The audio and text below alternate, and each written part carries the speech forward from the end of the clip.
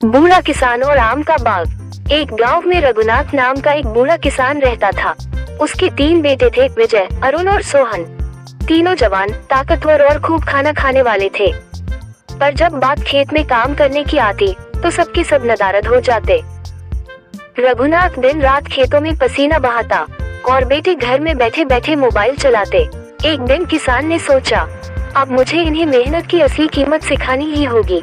अगली सुबह उसने बेटों को पास बुलाकर कहा, मैंने अपने पुराने आम के बाग में एक बहुत कीमती चीज छुपाई है।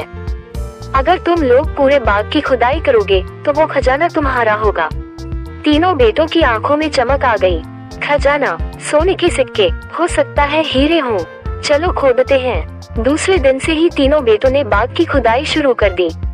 दिन रात पसीना बहाया, जड़ों को हटाया, मिट्टी को पलटा, गड्ढे बनाए।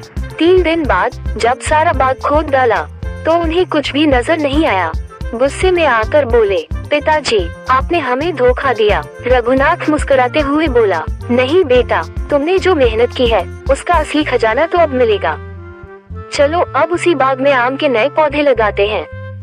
तीनों बेटों ने पौधे लगाए, खाद डाली और पानी दिया। कुछ ही महीनों में आम के पौधे लहलहा उठे। 1 साल बाद आमों से भरा पूरा बाग गांव भर में चर्चा बन गया। रघुनाथ ने हंसते हुए कहा, यही है वो खजाना, मेहनत, फल और गर्व। अगर इसी तरह काम करते रहोगे तो ये बाग हर साल सोना उगलेगा।